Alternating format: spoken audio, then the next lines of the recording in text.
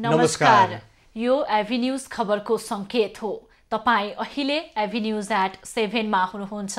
म प्रभा थापा। म विष्णु बसौला। प्रारम्भमा मूल खबर। सत्ता पक्षकै अवरोधपछि प्रदेश 1 को प्रदेशसभा बैठक एक साताको लागि स्थगित। अविश्वासको प्रस्ताव पेश हुन सकेन।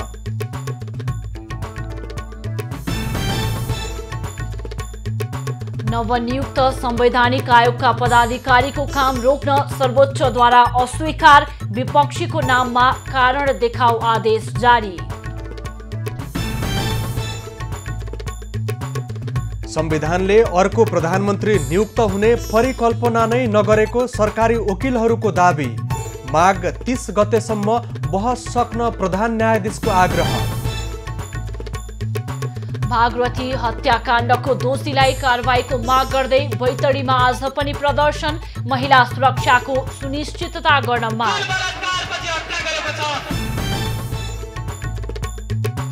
शेयर बजारमा नेप्से 2500 अङ्कभन्दा माथि। आइतबार 49 अङ्कले बढ्यो नेप्से। 10 अर्बभन्दा बढीको कारोबार।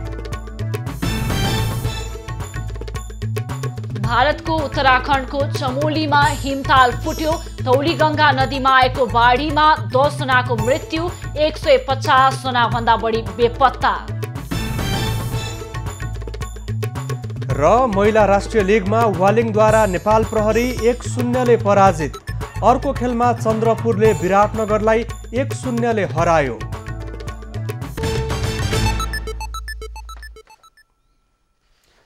प्रभा, प्रतिनिधि सभा विघटन भएपछि प्रदेश सरकारहरूमा पनि त्यसको असर परिरहेको छ। प्रदेश 1 मा ओली पक्षका नेता मुख्यमन्त्री रहेका छन् र उनी विरुद्ध माधव नेपाल र पुष्पकमल दाहाल पक्षले अविश्वासको प्रस्ताव दर्ता गरिसकेको छ। आज प्रदेश सभा बैठक सोही कारण केही समय बस्ने नबस्नेको बीचको अन्यलताका बीचमा छोटो समय बसेर फेरि पनि एक साताको लागि सरेको छ। पक्कै विष्णु, बैठकमा मुख्यमन्त्री राई विरुद्ध संसद सचिवालयमा दर्ता भएको अविश्वासको प्रस्ताव पेश हुने कार्यसूची भएको थियो, तर अवरोधका कारण पेश हुन नसकेको र अर्को बैठक फागुन 9 गतेका लागि बोलाइएको जानकारी आएको छ। अब खबरको सिलसिला प्रारम्भ गरौं प्रदेशसभा बैठक अवरोध सम्बन्धी प्रसङ्गबाट।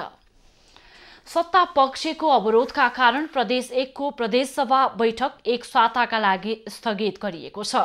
मुख्यमन्त्री शेरधन राई विरुद्धको अविश्वास प्रस्ताव प्रदेशसभामा पेश हुने भएपछि सत्ता पक्षले अवरोध गर्दा बैठक स्थगित भएको हो। आइतबार अपराह्न बसेको बैठकमा सभामुख प्रदीप कुमार भण्डारीले बैठक प्रारम्भ भएको घोषणा गर्न नपाउँदै मुख्यमन्त्री राई पक्षधरले उठेर विरोध जनाएका थिए। सत्ता पक्षका सांसदहरूले निलम्बन गरिएका 16 जनाको विषय टुङ्गो नलागेसम्म सदन चल्न नसक्ने भन्दै विरोध गरेका हुन्। उनीहरूले बैठकको काम कारबाही अघि नबढाउन सभामुख समक्ष आग्रह गरेका थिए। सभामुख भण्डारीले पटक पटक बस्न आग्रह गर्दा पनि सांसदहरू नमानेपछि बैठक एक साताका लागि स्थगित गरिएको हो। बैठकमा मुख्यमन्त्री राई विरुद्ध संसद सचिवालयमा दर्ता भएको अविश्वासको प्रस्ताव पेश हुने कार्यसूची रहे पनि अवरोधका कारण पेश हुन सकेन। अर्को बैठक फागुन 9 गतेका लागि तोकिएको छ।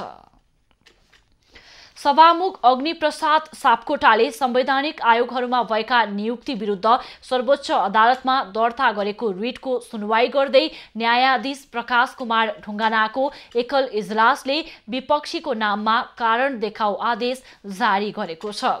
न्यायाधीश ढुङ्गानाको आइतबारको एकल इजलासले राष्ट्रपति, प्रधानमन्त्री, प्रधान न्यायाधीश चोलेन्द्र शमशेर जबरा तथा संवैधानिक परिषदको कार्यालय, राष्ट्रिय सभा अध्यक्ष लगायत विपक्षीका नाममा कारण देखाऊ आदेश जारी गरेको हो। उक्त मुद्दालाई अग्राधिकार दिन पनि आदेश भएको छ। सभामुख सापकोटाका तर्फबाट वरिष्ठ अधिवक्ता कृष्ण प्रसाद भण्डारी, वरिष्ठ अधिवक्ता रमण श्रेष्ठ लगायतले बहस गरेका थिए। उनीहरूले संवैधानिक आयोगहरूमा नियुक्तहरूलाई काम गर्नबाट रोक्न माग गरेका थिए। सभामुख सापकोटा गत शुक्रबार रिट निवेदन लिएर सर्वोच्च अदालत गएका थिए। संवैधानिक परिषदले मङ्सिर 30 गते विभिन्न आयोगहरूमा 38 32 जनालाई नियुक्त गरेको थियो, जसमध्ये 2 जनाले नियुक्ति अस्वीकार गरेका थिए भने 4 जनाको योग्यता पुगेको थिएन। योग्यता पुगेका 32 जनालाई राष्ट्रपति कार्यालयमा प्रधान न्यायाधीश चोलेन्द्र शमशेर जबराले गत बुधबार शपथ ग्रहण गराएका थिए। सरकारी वकिलले प्रधानमन्त्री केपी ओलीले स्वेच्छाले पदत्याग नगरेसम्म संविधानले अर्को प्रधानमन्त्री नियुक्तिको बाटो नदेखाएको बताएका छन्। प्रतिनिधि सभा विघटन विरुद्ध सर्वोच्च अदालतको संवैधानिक इजलासमा चलिरहेको मुद्दामा सरकारका तर्फबाट बहसमा सहभागी सहन्यायाधिवक्ता उद्धव पुडासैनीले संविधानले अहिलेको अवस्थामा अर्को प्रधानमन्त्री नियुक्त हुने परिकल्पना नै नगरेको दावी गरेका हुन्। प्रतिनिधि सभा गठन गर्ने प्रधानमन्त्री ओलीको कदमको पक्षमा बहस गर्दै उनले अहिलेको व्यवस्था अनुसार प्रधानमन्त्री नै संसद, कार्यकारी र राष्ट्रको नेता भएको जिकिर गरेका हुन्। पुडासैनीले संविधान अनुसार 2 वर्ष स्थिर सरकार बनेकाले त्यसपछि अर्को सरकार बन्ने परिकल्पना संविधानले नै गरेको र संसद विघटनको अवस्था आएको तर्क पनि गरे। पुडासैनीले राजनीतिक दलको आन्तरिक मामिलाले गर्दा सरकार चल्न नसकेकाले प्रतिनिधि सभा विघटन भएको कुरालाई मान्यता दिनुपर्ने बताए। उपन्यायाधिवक्ता दशरथ पंगेनीले बहालवाला प्रधानमन्त्रीले संसद विघटन गर्न पाउने व्यवस्था संविधानमा रहेको तर्क गरे। राष्ट्रपति विद्यादेवी भण्डारीले प्रतिनिधि सभा विघटनको घोषणासँगै निर्वाचनको मिति पनि घोषणा गरेकाले बदनियत नरहेको उनको भनाइ छ। प्रतिनिधि सभा विघटन विरुद्धको मुद्दामा सर्वोच्च अदालतको संवैधानिक इजलासमा नियमित सुनवाई भइरहेको छ। सरकारी पक्षको बहस सकिएपछि एमिकस क्युरीका तर्फबाट बहस हुनेछ। त्यसपछि पुनः रिट निवेदकका तर्फबाट जवाफ पेश गर्नुपर्ने हुन्छ।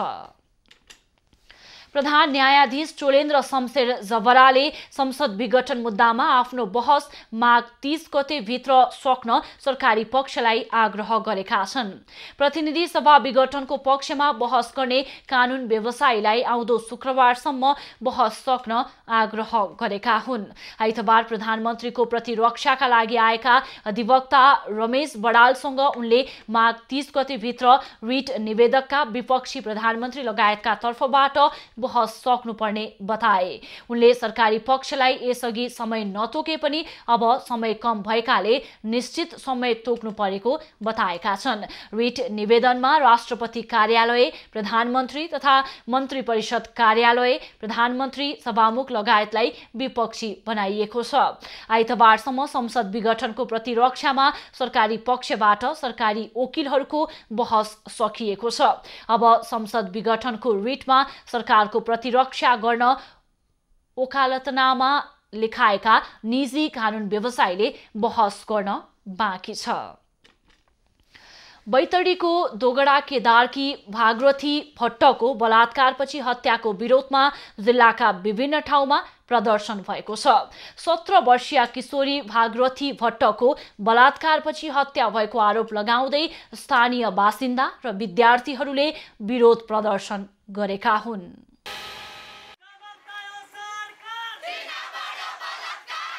बैतडी सदरमुकाम आसपासका क्याम्पस तथा विद्यालयहरूमा पढ्ने विद्यार्थीहरूले आइतबार विरोध प्रदर्शन गरेका छन्। विद्यार्थीहरूले सदरमुकामको शाहीलेक बजारबाट गोठाला पानी हुँदै गढी स्थित जिल्ला प्रशासन कार्यालय अगाडि प्रदर्शन गरेका हुन्।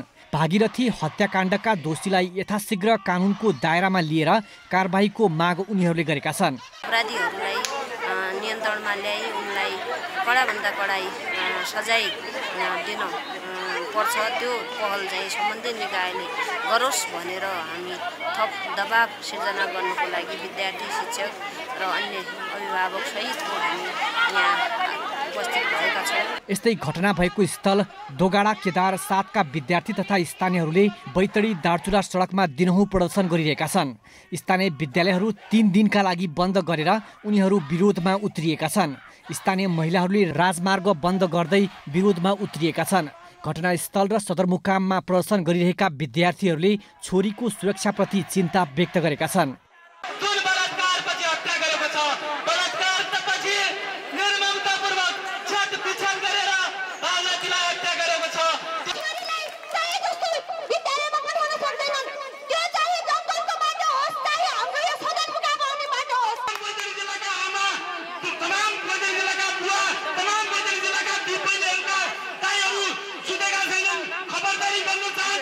विद्यालय गएकी किशोरीको हत्या भएपछि उनको गाउँ चढे पानी त्रसित बनेको छ। प्रहरीले अनुसन्धानलाई सूक्ष्म तरिकाले अगाडि बढाएको बताए पनि औपचारिक रूपमा कुनै जानकारी दिएको छैन। घटनाको कारणबारे प्रहरीले अझै मुख खोलेको छैन। भागीरथी हत्यापछि स्थानीयमा अझै त्रासको वातावरण रहेको छ।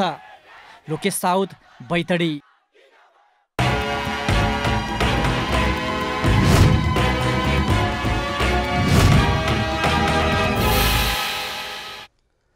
बैतडीको दोगडा केदारमा भएको किशोरी हत्याबारे अनुसन्धान गर्न प्रहरीको थप अनुसन्धान टोली बैतडी पुगेको छ। दोगडा केदार गाउँपालिका 7 चिडेपानीकी 17 वर्षीय किशोरी भागरथी भट्टको हत्याको अनुसन्धानमा सहयोग गर्न सघाउन सुदूरपश्चिम प्रदेश प्रहरीका एसएसपी जनकराज पाण्डे र केन्द्रीय अनुसन्धान ब्युरोका डीएसपी पञ्चकुमार बाखुको टोली बैतडी पुगेको हो। भागरथीको बलात्कारपछि हत्या भएको आशंकामा प्रहरीले अनुसन्धान अगाडि बढाएको छ। बुधबार विद्यालयबाट फर्कने क्रममा बेपत्ता भट्ट हत्या गरेको अवस्थामा बिहीबार साँझ फेला परेकी थिइन्। अपराधी पत्ता नलागेको भन्दै परिवारले सब बुझ्न मानेका छैनन्। भागरथीका बुबाको 2 महिना अघि नै मृत्यु भएको थियो। मृतकका दाजु रोजगारीको सिलसिलामा भारतको दिल्लीमा रहेका छन्। बृहत नागरिक आन्दोलनले बैतडी जिल्लाको दोगडा केदार गाउँपालिका 7 स्थित चिडेपानीकी 17 वर्षीय किशोरी भागरथी भट्टका हत्यारालाई हदैसम्मको कारवाही गर्न सरकारसँग माग गरेको छ। कक्षा 12 मा अध्ययनरत भट्टको बलात्कार गरी हत्या गरिएको आशंका गरिएको भन्दै आन्दोलनले छानबिनको माग गरेको हो। बृहत नागरिक आन्दोलनद्वारा जारी विज्ञप्तिमा अपराधको गम्भीर छानबिन गरी घटनामा संलग्न अपराधी पत्ता लगाई हत्यारालाई हदैसम्मको कारवाही गर्न माग गरिएको छ। घटनाले राज्य महिला र बालबालिकामाथि हुने हिंसा र बलात्कार नियन्त्रणको लागि जवाफदेही नभएको पुष्टि भएको विज्ञप्तिमा जनाइएको छ। प्रहरीकै तथ्याङ्क अनुसार 2076 चैतदेखि 2077 पुससम्म करिब 200 भन्दा बढी जबरजस्ती करणी सम्बन्धी घटना भएको उल्लेख गर्दै बृहत नागरिक आन्दोलनले यस्ता अधिकांश घटनाका पीडितले न्याय पाउन नसकेको जनाएको छ। राष्ट्रिय मानवाधिकार आयोगले भागरथी भट्टको हत्यामा संलग्न दोषीलाई कानुनी दायरामा ल्याई कारवाही गर्नको लागि सरकारसँग माग गरेको छ। आयोगले आइतबार विज्ञप्ति जारी गर्दै घटनाको तत्काल निष्पक्ष र प्रभावकारी अनुसन्धान गर्न माग गरेको छ। अनुसन्धानको क्रममा साक्षीको सुरक्षा, प्रमाण सङ्कलनमा विशेष सावधानी अपनाउन, घटनामा संलग्न दोषीको यथाशीघ्र पहिचान गरी कानुनी दायरामा ल्याउन र पीडित परिवारलाई अन्तरिम राहत उपलब्ध गराउन समेत आयोगले सरकारसँग आग्रह गरेको छ। आयोगको प्रदेश कार्यालय धनगढीबाट अनुगमन टोली घटनास्थलतर्फ गइसकेको पनि आयोगले जनाएको छ। कैलालीको गौरीगङ्गा नगरपालिकामा एक युवती मृत अवस्थामा फेला परेकी छिन्। गौरीगङ्गा नगरपालिका वडा नम्बर 3 का वडा सदस्य निरज चौधरीको कोठामा उनकी प्रेमिका सञ्जिता चौधरी आज बिहान मृत अवस्थामा फेला परेकी हुन्। विगत 10 वर्षदेखि प्रेम सम्बन्धमा रहेका चौधरीले अर्को केटीसँग बिहे गरेको पछि सञ्जितालाई शनिबार बेलुका आफ्नो घरमा बोलाएको मृतककी भाउजू मेघा चौधरीले जानकारी दिएकी छिन्। निरजले आफ्नो घरमा बोलाएर उनको हत्या गरेको भन्दै कारवाही गर्न माग गरिएको छ। आफ्नो नन्दलाई यिनीहरूको घरको जिम्मा लगाएर नै गएको थिए। अब आउँदाखेरि त नन्द र मरिसकेको त थिइन्, मरेको फेला त पाए। अब यही घरको मान्छेले त मारे होला न त के। इलाका प्रहरी कार्यालय माला खेतीमा प्रमुख प्रेम बहादुर साईले सञ्जिता बन्द कोठामा मृत अवस्थामा फेला परेको बताएका छन्। उनले मृतकका दाजुको रहोबरमा कोठाको ढोका तोडेको बताउँदै घटनाबारे अनुसन्धान भइरहेको बताए। घरमा त्यही ठाउँ बस्ने अन्जिता चौधरीले सरको पासो लगाइकन झुन्डी मृत्यु भएको छ भन्ने खबर प्राप्त भएपछि म लगायतको टोली इलाका प्रहरी कार्यालय माला खेतीबाट उक्त स्थानमा खटिन गएको हो र सो सम्बन्धमा हामी चाहिँ अनुसन्धान गरिरहेका छौँ। उनले किन उनले चाहिँ आत्महत्या गरिन् भन्ने विषयमा हामी अनुसन्धान गर्दैछौँ। हालै अर्की युवतीसँग बिहे गरेका वडा सदस्य र उनकी श्रीमती शनिबार रातिदेखि नै सम्पर्कविहीन भएको स्थानीयले बताएका छन्। खबरको सिलसिला अझै जारी छ, हामीसँगै रहनुहोला। प्रभा, पछिल्लो समय सेयर बजारमा लगानीकर्ताहरूको आकर्षण बढेको देखिएको छ। त्यसको फलस्वरूप सेयर बजारमा लगातारै नयाँ रेकर्ड कायम भइरहेको छ। आज पनि 10 अर्बभन्दा धेरैको कारोबार भएको छ। हो विष्णु, त्यसै गरी बैंक र म्युचुअल फन्ड बाहेकका अरू सबै जसो समूहहरूको सेयर बढेको छ भने सबैभन्दा धेरै नेपाल डिस्टिलरीको धेरैको सेयर कारोबार भएको छ। अब यसै सम्बन्धी थप खबर। शेयर बजार परिसूचक नेप्से आइतबार करिब 49 अङ्कले बढेर 2500 भन्दा माथि पुगेको छ। बैंक र म्युचुअल फन्ड बाहेक अरू सबै जसो समूहको सेयर बढेपछि नेप्से 48.74 अङ्कले बढेर 2524 बिन्दुमा पुगेको हो। आइतबार व्यापार समूहको सेयर 82 अङ्कले, होटल समूहको 27, जलविद्युतको 59, फाइनेन्सको 16, निर्जीवन बीमाको 490, उत्पादन समूहको 41, अन्यको 53, माइक्रो फाइनेन्सको 344 र जीवन बीमा समूहको सेयर 572 अङ्कले बढेको छ। आइतबार कारोबार रकमले पनि नयाँ रेकर्ड बनाएको छ। 202 कम्पनीका 1,77,36,000 किता सेयर 10 अर्ब 44 करोड 19 लाख रुपैयाँमा कारोबार भएका छन्। यसअघि माघ 15 गते 9 अर्ब 90 करोड रुपैयाँको सेयर कारोबार भएको थियो। सबैभन्दा धेरै नेपाल डिस्टिलरीको 53 करोड रुपैयाँ भन्दा धेरैको सेयर कारोबार भएको छ। आइतबार 8 वटा कम्पनीका लगानीकर्ताले 10% र 28 वटा कम्पनीका सेयर धनीले 9% भन्दा धेरै कमाएका छन्। नेपाली बजारमा आज सुनको मूल्य 600 रुपैयाँले बढेको छ। शुक्रबार तोलामा 90,000 रुपैयाँमा कारोबार भएको छापावाल सुन आज 600 रुपैयाँले बढेर तोलामा 90,600 रुपैयाँमा कारोबार भएको नेपाल सुन चाँदी महासंघले जनाएको छ। यस्तै तेजाबी सुन तोलामा 90,150 रुपैयाँमा कारोबार भइरहेको महासंघले जनाएको छ। यसैबीच आज चाँदीको मूल्य पनि बढेको छ। शुक्रबार तोलामा 1,290 रुपैयाँमा कारोबार भएको चाँदी आज 20 रुपैयाँले बढेर 1,310 रुपैयाँमा कारोबार भएको महासंघले जनाएको छ। राष्ट्रिय योजना आयोगका उपाध्यक्ष प्राध्यापक डाक्टर पुष्पराज कणेलले दिगो विकास लक्ष्य प्राप्तिका लागि तिनै सरकारको संयुक्त प्रयास हुनुपर्ने बताएका छन्। आइतबार दिगो विकास लक्ष्य प्रगति प्रतिवेदन 2016-19 र दिगो विकास लक्ष्य स्थानीयकरण स्रोत पुस्तिका 2020 सार्वजनिकीकरण कार्यक्रममा उपाध्यक्ष डाक्टर कणेलले दिगो विकास लक्ष्य प्राप्तिका लागि सङ्घ सरकारले नीति दिने, प्रदेश सरकारले सहजीकरण गर्ने तथा स्थानीय सरकारले कार्यान्वयन गर्नुपर्ने बताए। स्थानीय सरकारलाई दिगो विकास लक्ष्य प्राप्तिका लागि प्रतिबद्धताका साथ कार्यान्वयन गराउन नसके लक्ष्य प्राप्त हुन गाह्रो हुने उनको भनाइ थियो। कार्यान्वयन गर्ने सरकार भनेको स्थानीय सरकार नै हो र त्यसकारणले स्थानीय सरकारलाई जबसम्म हामीले दिगो विकास लक्ष्यलाई आत्मसात गर्ने र त्यसलाई प्रतिबद्धताका साथ कार्यान्वयन गर्ने अवस्थामा पुर्याउँदैन तबसम्म दिगो विकास लक्ष्य प्राप्त हुनको लागि हामीलाई गाह्रो छ भन्ने मलाई लाग्दछ।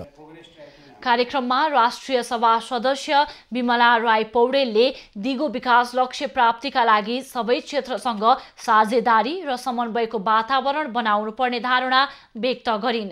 सामाजिक उत्तरदायित्वका नाममा निजी क्षेत्रले निकै पैसा खर्च गर्ने भएकाले ती लगानीलाई एकीकृत गर्ने र खर्चको अनुगमन गर्ने हो भने आर्थिक रूपमा समस्या नहुने उनको भनाइ थियो।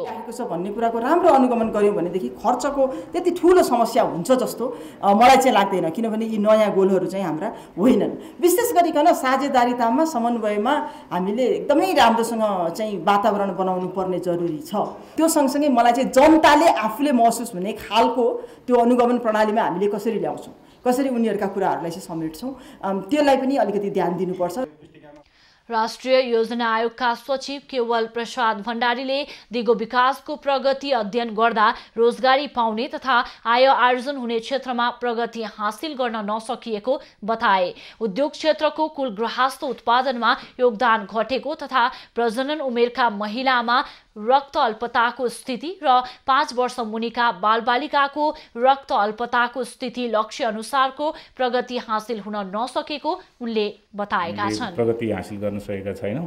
त्यसमा पनि अब यो दिगो विकास लिइसके पछाडि फेरि हामी भूकम्पकै समस्यामा थियौँ, फेरि चुनाव थियो, फेरि कोभिड छ, अब फेरि हामी अर्को किसिमको परिस्थिति छ केही।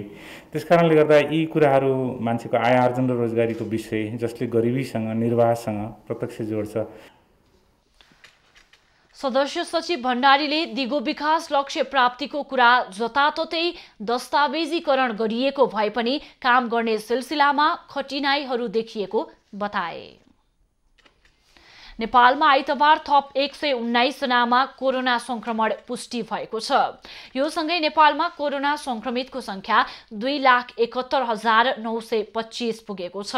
त्यस्तै कोरोनाका कारण थप 3 जनाको ज्यान गएको छ भने हालसम्म 2038 जनाले कोरोनाका कारण ज्यान गुमाएका छन्। त्यस्तै थप 260 संक्रमित निको भएका छन्।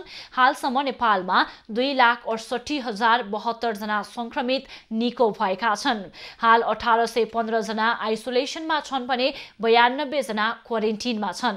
नेपालमा हालसम्म 20,93,417 वटा PCR गरिएको स्वास्थ्य मन्त्रालयले जनाएको छ।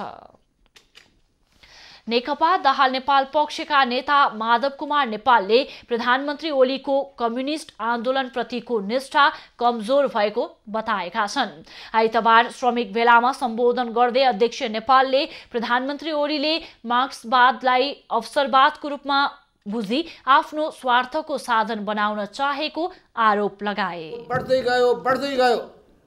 यसको कारण के हो भने उनमा कम्युनिस्ट आन्दोलन प्रतिको निष्ठा र आस्था कमजोर हुँदै गयो।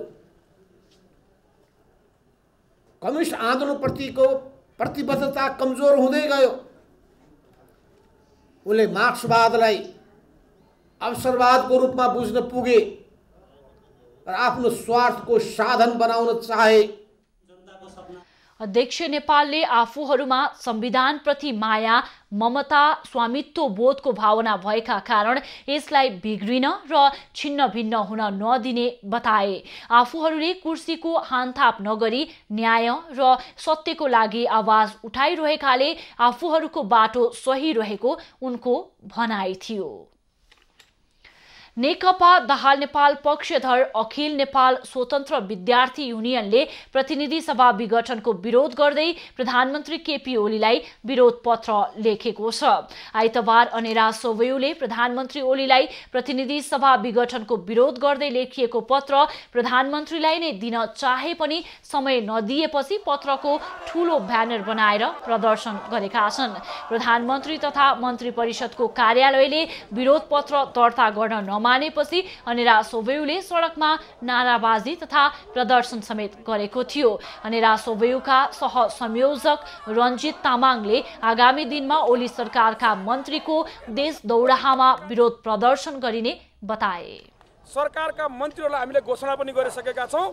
प्रतिगमनकारी सरकारका मतियार बनेका मन्त्रीहरूलाई देश दौडामा गए। सरकारको करबाट किनिएको गाडी र जनताले तिरेको करबाट किनिएको गाडी र जनताले तिरेको करबाट हालेको पेट्रोलको धुवाँ उडाउँदै हामी कहीँ हिँड्न दिँदैनौँ। अनेरा सोवेयुले प्रधानमन्त्री ओलीको प्रतिनिधि सभा विघटनको विरोधमा निरन्तर विरोधको कार्यक्रम गर्दै आएको छ। नेपाल दलित मुक्ति संगठन केन्द्रीय संघर्ष समितिले प्रतिनिधि सभा विघटन विरुद्ध सडक अन्तर्क्रिया आयोजना गरेको छ। आइतबार माइती घरमा संगठनले सडक अन्तर्क्रिया गरेको हो। विरोध र्यालीसहित संगठनले सरकारको असंवैधानिक र प्रतिगामी कदमका विरुद्ध सडक अन्तर्क्रिया गरेको जनाएको छ। प्रधानमन्त्रीको कदमले आफूहरूको अधिकार हनन भएकाले अधिकार स्थापित गर्न सडकमा आउनु परेको संगठनको भनाइ छ। प्रतिगमनकारी कदमको विरुद्धमा हामीले आफ्नो हक अधिकारको निम्ति सडकमा आएका छौँ। हामी मात्र होइन, सिङ्गो नेपाली जनताहरू आज प्रतिगमनको विरुद्धमा सडकमा छन्। त्यही सन्दर्भमा हामी सडकमा हाम्रो सङ्घर्षहरू अगाडि बढाएका छन्। अन्तर्क्रियामा सहभागीले संसद पुनर्स्थापना गर्नुपर्ने भन्दै नाराबाजी गरेका थिए। सञ्चार तथा सूचना प्रविधि मन्त्री पार्वत गुरुङले कोभिड प्रभावित श्रमजीवी पत्रकार र सञ्चारगृहको लागि राहत प्याकेज ल्याउने घोषणा गरेका छन्। सञ्चार तथा सूचना प्रविधि मन्त्रालयद्वारा आइतबार काठमाडौँमा आयोजना गरिएको एक कार्यक्रममा सरकारका प्रवक्ता समेत रहेका मन्त्री गुरुङले त्यसको लागि आवश्यक सुझाव दिन नेपाल पत्रकार महासंघ सहित सरोकारवाला निकायसँग आग्रह गरेका छन्। मन्त्री गुरुङले प्राप्त भएको सुझावको आधारमा सरकारले राहत कार्यक्रम ल्याउने बताएका छन्। संसद नभएको अवस्थामा जरुरी विधेयक भए अध्यादेशबाट भए पनि कानुन ल्याउने उनको भनाइ थियो। मन्त्री गुरुङले पत्रकार आचार संहिता पालना गर्ने कामलाई प्रभावकारी बनाउने उपायको विषयमा आफूले सुझावको अपेक्षा गरेको पनि बताएका छन्। अहिलेसम्म एक खालको छाडा र स्वतन्त्रताकै बीचबाट अहिलेको यो सबै राम्रा पनि भएका छन्, नराम्रो जन्मेको त कतिपय कुरो त हामीसँग त्यसलाई कानुन विपरीत गतिविधि गरेर पनि हुनसक्छ नि त। हामी संस्थागत ढङ्गले र के एउटा यहाँको वरिष्ठता र यहाँको समय अनुकूलतामा स्वयंसेवी रूपमा भलिन्टियर एउटा एडभाइजरी टिम पनि हामी मन्त्रालयको तर्फबाट कतै बनाउन सकिन्छ कि हामी आइटी सेक्टरमा पनि बनाएका छौँ। कार्यक्रममा नेपाल पत्रकार महासंघका उपाध्यक्ष दिलीप थापा मगरले कोरोनाको कारण मारमा परेका सञ्चारकर्मीलाई तत्काल राहत उपलब्ध गराउन माग गरे। त्यस्तै उनले सूचना विभागको परिचय पत्रका साथै पत्रकार महासंघको सदस्यताको आधारमा पनि पत्रकारलाई बिमाको व्यवस्था गरिनुपर्ने र ज्येष्ठ पत्रकारलाई दिने भनिएको प्रोत्साहन भत्ताको बारेमा गम्भीर हुन सञ्चारकर्मीलाई सञ्चार मन्त्रीलाई सुझाव दिएका छन्। नेपाल पत्रकार महासंघले जोलाई सदस्यता दिएको छ, नेपाल पत्रकार महासंघको सदस्यता दिएका साथीहरूलाई बिमा गर्नका लागि सूचना विभाग मात्र होइन कि महासंघको कार्डले पनि बिमा गर्ने बन्दोबस्त भइदियो भने जुन महासंघले दिएको सिफारिसबाट पनि गर्न सक्ने बन्दोबस्त भयो भने आम पत्रकारहरूलाई ठुलो राहत हुन्थ्यो। त्यस्तै अन्तर्क्रियामा सहभागी पत्रकारहरूले समानुपातिक रूपमा विज्ञापन वितरण गरिनुपर्नेमा जोड दिएका थिए।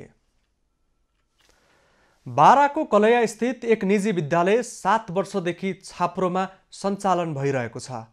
न्यूनतम मापदण्ड समेत पूरा नगरी जीर्ण भवनमा विद्यापीठ इङ्ग्लिस बोर्डिङ स्कुल 2071 सालदेखि सञ्चालन हुँदै आएको पाइएको छ। बाराको कलैया स्थित विद्यापीठ इङ्ग्लिस बोर्डिङ स्कुलमा कक्षा प्ले ग्रुपदेखि कक्षा 4 सम्म 165 जना विद्यार्थी पढ्छन्। 2071 सालदेखि सञ्चालित यस स्कुलको भवनमा भैँसी बाध्न समेत सुहाउँदैन, तर यस छाप्रोमा विद्यार्थी पढ्न बाध्य छन्।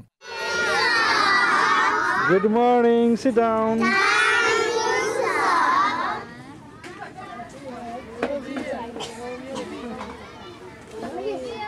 कम्पनी रजिस्ट्रारको कार्यालय काठमाडौँमा दर्ता रहेको र आन्तरिक राजस्व विभाग बाराबाट स्थायी लेखा नम्बर लिएको विद्यालयलाई विद्यालय सञ्चालन गर्न शिक्षा विकास तथा समन्वयन इकाइ बाराले भने अनुमति दिएको छैन। जीर्ण भवन र विद्यालयले न्यूनतम मापदण्ड पूरा नगरेकै कारण करिब 165 बालबालिकाको पठन पाठन पूर्ण रूपमा कष्टपूर्ण बनेको छ। कति कक्षामा पढ्नुहुन्छ? अनि उतापट्टि क्लासमा पढाएको यतापट्टि क्लासमा पढाएको सुनिँदैन? उतापट्टि सरले पढाएको यता सुनिँदै सुनिँदैन? सुनाउँछ। विद्यालयमा खानेपानी र शौचालयको समेत उचित व्यवस्थापन गरिएको देखिँदैन। जुन विद्यालयमा खडले छाएको छाप्रोभित्र गरिब निमुखा सुकुम्बासीका अबोध बालबालिका कखरा चिन्दै आएका छन्। एउटै कोठामा करिब 40 बालबालिका बसेर पढ्ने गरेका छन्। विद्यालयका शिक्षकहरू पनि व्यवस्थाप्रति सन्तुष्ट छैनन्। पुरै म्यानेज गरेर अब पढाउँछौँ के शान्त गरेर। अब यस्तैमा अब हाला गर्छौँ विद्यार्थीहरू त शान्त गरेर विद्यार्थीहरूलाई पढाउँछौँ के। अब सबै एकैचोटि त हुँदैन नि, त्यस्तै गरेर विद्यार्थीले शान्त गराएर हामी पढाउँछौँ। जाडोमा नि बसेर पढाउने हो? अब त जाडो त अब खै अब एक्जाम चलिरहेछ यिनीहरूको, एकपछि जस्तै एक्जाम 10 बजेदेखि भइरहेछ, त यिनीहरूको एक्जाम लिएर अनि 1-2 घन्टापछि। विद्यालयका प्रधान अध्यापक सुरेश कुमार राईले भने विद्यालय सञ्चालन समितिका कारण समस्या आएको बताए। विद्यालय दर्ताको प्रक्रिया पनि अघि बढेको उनको दाबी छ। कम्पनी रजिस्ट्रार कार्यालय, त्यसपछि यो हाम्रो प्यानमा दर्ता, त्यसपछि जिल्ला शिक्षा कार्यालयमा छ। जिल्ला शिक्षा कार्यालयबाट हामीले अनुमतिको लागि प्रक्रियामा छौँ। अनुमति आइसकेको छैन। अब सम्पन्न समितिले यसमा लगानी लगाउन सकेन। त्यसपछि विद्यार्थी गार्जियनहरूको पनि गार्जियनहरू पैसा समयमा नदिने, एकदम मतलब पैसा बाँकी हुन्छ त्यो हिसाबले यो चलाएको मात्र जस्तो। विद्यालय भन्नका लागि गतिलो भवनको कुरै छाडौँ, खरले केही वर्ष अगाडि छाएको छाप्रोको छानो छ, त्यही छानोमा पनि पालै पाल परेको छ, जसबाट वर्षामा पानी र गर्मीमा घामले दुःख दिने गरेको छ। यहाँ कुखुरा पाल्न पनि नसकाउने यस भवनमा विद्यार्थी राखेर पढाइरहेका छन्। न यहाँ कोरोना कहरको बीच कुनै सावधानी अपनाइएको छ, न विद्यार्थीले गुणस्तरीय शिक्षा नै पाएका छन्। तर पनि स्थानीय तह र सम्बन्धित निकायले चासो नदेखाउँदा निजी विद्यालयहरू यसरी सञ्चालन भइरहेका छन्। एभी न्युज खबरका लागि 12बाट इन्दीप केरालाको रिपोर्ट। बागलुङका बाढी पहिरो पीडितको 6 महिनासम्म पनि पुनर्स्थापना हुन सकेको छैन। सरकारले विपदग्रस्त जिल्ला घोषणा गरी करिब 600 घर पुनर्निर्माण गर्ने घोषणा गरे पनि त्यसको कार्यान्वयन हुन नसकेको हो। सरकारले बागलुङ जिल्लालाई विपदग्रस्त जिल्ला घोषणा गरेको 6 महिनापछि बल्ल गृह मन्त्रालयले बाढी पहिरोबाट घरबास गुमाएका व्यक्तिहरूको विवरण बुझ्न कार्यविधि 2077 पठाएको छ।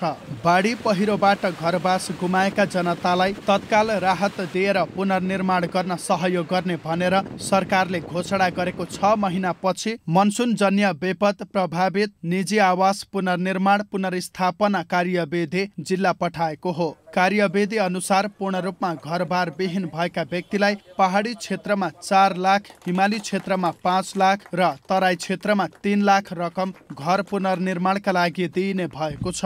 स्थानीय विपद व्यवस्थापन समितिले भेरिफाई गरेर जिल्ला विपद व्यवस्थापन समितिले चाहिँ त्यसलाई चाहिँ अनुमोदन गरेर त्यो चाहिँ हामीले चाहिँ विपद प्राधिकरणमा केन्द्रमा पठाउँछौँ र त्यसपछि चाहिँ रकम चाहिँ आउँछ र सो अनुसार हामी रकम चाहिँ बाँड्नको लागि चाहिँ तयारी रहेका छौँ। निर्णय भएको महिनौँ बितिसक्दा समेत बाढीबाट घरबास गुमाएका जनताले राहत पाउन नसक्नु दुःखद भएको जनप्रतिनिधिको भनाइ छ। छिटो भन्दा छिटो फास्ट ट्र्याक मार्फत काम गरेर देखाउन उनीहरूले माग गरेका छन्। म खबरदारी गर्न चाहन्छु, छिटो भन्दा छिटो प्रक्रिया पुऱ्याएर टेबलमा गएको काम छिटो भन्दा छिटो भएर त्यहाँका जनताले खास गरी ढोरपाटन क्षेत्रमा गएको बाढी पीडितबाट प्रभावित भएका जनताले राहत पाउनुपर्छ। विपद व्यवस्थापन समितिले बाढी पहिरोका कारण घरबास गुमेकाहरू अहिले आफन्त, विद्यालय तथा सामुदायिक भवनमा आश्रय लिएर बसिरहेका छन्। घरबार विहीन भएका जनतालाई 6 महिना बितिसक्दा समेत सरकारले काम गर्न नसक्दा चिसो मौसममा त्रिपाल र जस्ता पाताको छाप्रोमा बस्नुपर्ने बाध्यता छ। जाडोले गर्दाखेरि अब त्यो कारणले गर्दाखेरि बच्चाहरू हामी पनि बिरामी हुन सक्छौँ। बिरामी चाहिँ छौँ हल्का फुल्का। त्यो गर्दा हामीलाई त सरकारले चाहिँ तत्काल चाहिँ यो घरको चाहिँ व्यवस्था छिटै गरिदिएपछि हामी त्यसमा अति धेरै खुसी हुनेछौँ। अरू समस्या त सबभन्दा ठुलो त घरकै समस्या छ, यस्तो बच्चासित चिसो समयमा। बागलुङमा गत साउन यता विपदका घटना धेरै भएका छन्। साउन यता बागलुङमा 37 जनाको मृत्यु भएको छ भने 17 अझै बेपत्ता छन्। यस्तै 229 घरमा पूर्ण रूपमा क्षति भएको छ भने 20 घरमा आंशिक क्षति भएको छ। बागलुङमा 590 घर जोखिममा परि विस्थापित भएको भन्दै पुनर्निर्माण गर्न आवश्यक रहेको जिल्ला विपद व्यवस्थापन समितिले जनाएको छ। ढोरपाटनको भुजी खोलामा आएको बाढीमा मात्रै 22 जनाको मृत्यु भएको थियो भने 16 बेपत्ता भएका थिए। जिल्ला विपद व्यवस्थापन समितिका अनुसार बागलुङमा साउन यता घटेका विपदका घटनामा 1,37,75,000 राहत रकम हस्तान्तरण गरिसकेको जानकारी दिएको छ। बागलुङबाट राजेश चन्द्रराज भण्डारीको रिपोर्ट। टुर्दी ठाकुरद्वारा आयोजित 2021 तेस्रो संस्करणको साइकल यात्रा सम्पन्न भएको छ। नेपालगञ्ज साइक्लिङ क्लब र नाट्टा बाँके च्याप्टरको संयुक्त आयोजनामा सञ्चालन गरिएको साइक्लिङ यात्रा आइतबार सम्पन्न भएको हो। शुक्रबार सुरु भएको टुर्दी ठाकुरद्वारा 2021 साइकल यात्रा नेपालका 40 जिल्ला, भारतको बरेलीबाट 3 र उडिसाबाट 1 जना गरी 150 जना सहभागी थिए। तीमध्ये 12 जना महिला रहेका थिए। भारतको बरेलीबाट 3 जना, उडिसाबाट 1 जना गरी 4 जना भारतीय राइडरहरू सहभागी हुनुहुन्छ। यसमा टोटल राइडरको सहभागिता सङ्ख्या 150 रहेको छ भने जसमा 12 जना महिला साइक्लिस्टहरूले सहभागिता जनाउनु भएको छ। आफू प्रकृति प्रेमी, साइकल प्रेमी र माटो प्रेमी भएको नाताले नेपालमा भएका साइकल उत्सवहरूमा सहभागी हुने गरेको र टुर दी ठाकुरद्वारा 2021 तेस्रो संस्करणको साइकल यात्रामा सहभागी भएको विश्व साइकल यात्री तथा सगरमाथा आरोही पुष्कर शाह बताउँछन्। प्रकृति प्रेमी, साइकल प्रेमी र माटो प्रेमी भएको नाताले नेपालमा भएका सम्पूर्ण साइकल उत्सवहरूमा मेरो सहभागिता रहन्छ। त्यसै अन्तर्गत यो टुर दी ठाकुरद्वाराको तेस्रो संस्करणमा म लगातार यो सुन्दर पश्चिममा उपस्थित भइराखेको छु। शारीरिक स्वस्थताका लागि अरू अभ्यासको तुलनामा पछिसम्म कायम राख्नका लागि साइकल उपयुक्त हुने सशस्त्र प्रहरीका पूर्व महानिरीक्षक सिंहबहादुर श्रेष्ठ बताउँछन्। हामीहरूको पुलिसको जबमा चाहिँ नि एउटा साइक्लिङ मात्र नभएर फिजिकल फिटनेस चाहिन्छ। त्यो फिजिकल फिटनेस चाहिँ पछि चाहिँ निरन्तर रूपमा अरू प्रकारको फिजिकल एक्सर्साइजहरूभन्दा साइक्लिङ गर्दा त्यो फिजिकल एक्सर्साइजका साथसाथै त्यसले एक किसिमको मानसिक रूपमा चाहिँ इन्टरटेन जस्तो पनि फिल भयो मलाई। सानै उमेरदेखि साइकल चलाउँदै आएको र अरू सवारी साधनभन्दा साइकल यात्राले वस्तुगत स्थिति बुझ्न नजिकबाट अवलोकन गर्न सकिने काष्ठमण्डप साइक्लिङ क्लबका रविन्द्र श्रेष्ठ बताउँछन्। तपाईँ जस्तो गाडीमा बाइकमा के जानुभयो खुर्र जानुहुन्छ एउटा ठाउँ मात्रै हेर्नुहुन्छ, जबकि तपाईँ साइकल देख्नुभयो भने सबै चिज देख्न सक्नुहुन्छ।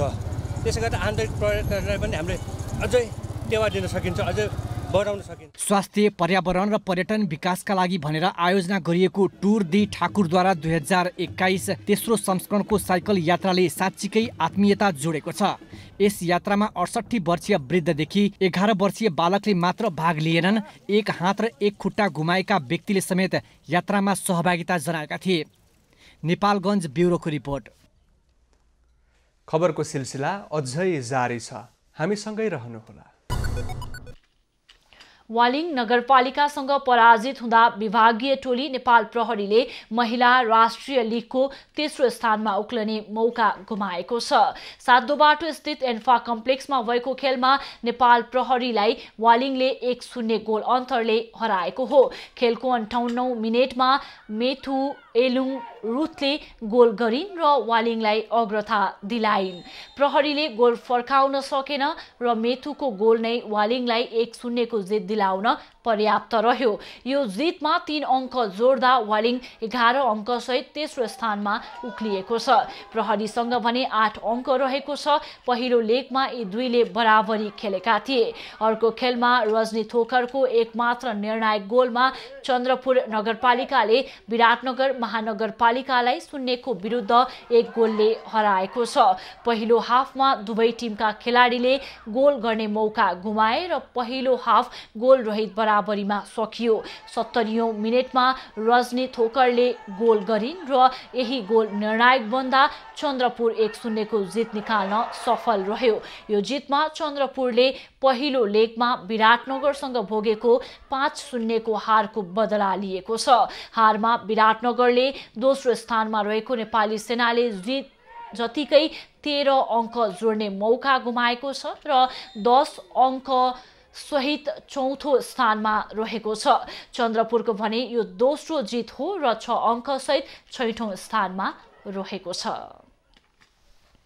नेपाली राष्ट्रिय क्रिकेट टोलीले अमेरिका, ओमान र नेपाल सम्मिलित त्रिकोणात्मक एकदिवसीय श्रृङ्खलालाई लक्ष्य राखेर अभ्यास थालेको छ। खुला प्रतिस्पर्धाबाट नेपाली टोलीको प्रशिक्षक नियुक्त भएका अस्ट्रेलियन प्रशिक्षक डेभ वाटमोरले प्रारम्भिक 21 खेलाडीलाई समावेश गरेर अभ्यास थालनी गरेका छन्।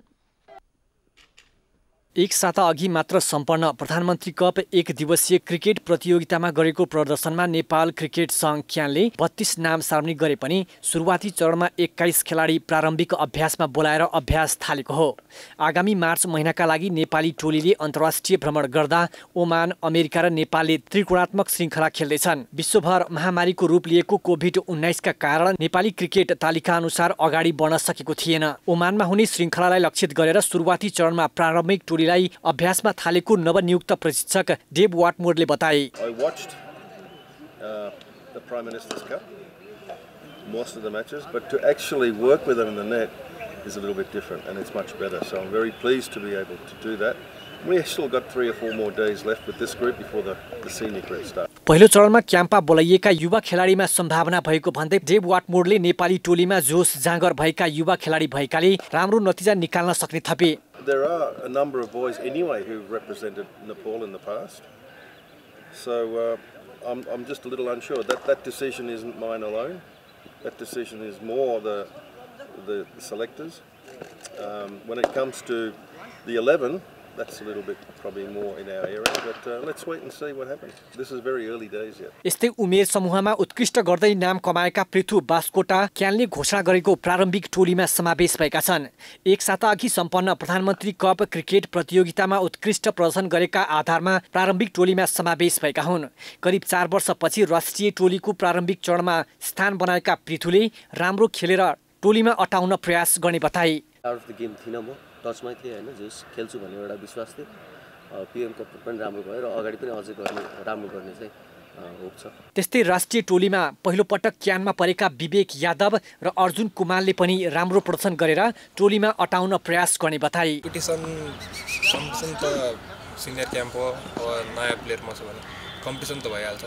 त्यही पनि अब कम्पिटिसन आफ्नो ठाउँमा छ, आफ्नो परफर्मेन्स भने आफ्नो गेम, आफ्नो एबिलिटीजहरुमा छ, म त्यसमै वर्क गरिरहेको छु। सीनियर के साथ खेल रहा हूँ, अच्छी बॉलिंग हो रही है, तो कोच भी अच्छे हैं, इसलिए बैटिंग अच्छी हो रही है। विवेक र अर्जुनले प्रधानमन्त्री कप क्रिकेट प्रतियोगितामा उत्कृष्ट प्रदर्शन गरेको आधारमा 6 नौटमा परेका हुन्। घोषणा भएका 32 खेलाडी मध्येका शरद भेषबाकर, अविनाश बोहरा, आरिफ शेख, दिपेन्द्र सिंह एरी, सोमपाल कामी, कुशल मल्ल, करण केसी, सन्दीप लामिछाने, विनोद भण्डारी, पारस खड्का र ज्ञानेन्द्र मल्ल केही दिनपछि जोडिनेछन्।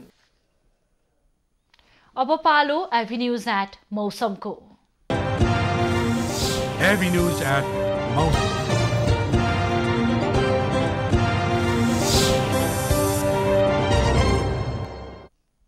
पछिल्लो 24 घण्टामा देशभरको मौसममा बदली रह्यो। आज राति प्रदेश 1 का पहाडी भूभागमा आंशिक बदली रही अन्य क्षेत्रको मौसम सफा रहने जल तथा मौसम पूर्वानुमान महाशाखाले जनाएको छ। काठमाडौँ उपत्यकाको आजको अधिकतम तापक्रम 18 डिग्री सेल्सियस र न्यूनतम तापक्रम 1 डिग्री सेल्सियस मापन गरियो। आज देशभरको मौसम कस्तो रह्यो त हेरौं देशका विभिन्न स्थानको मौसमी अवस्था।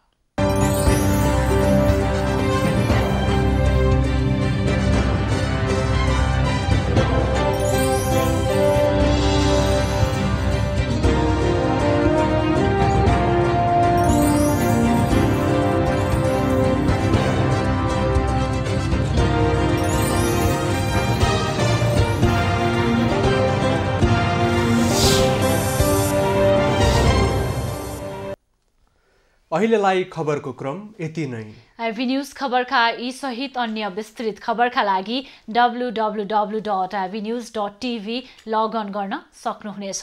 युट्युब, फेसबुक र ट्विटरमा पनि हामीलाई फलो गर्न सकिनेछ। खबर भित्रको खबरका लागि हेर्दै रहनुहोला एभिन्यूज खबर। नमस्कार।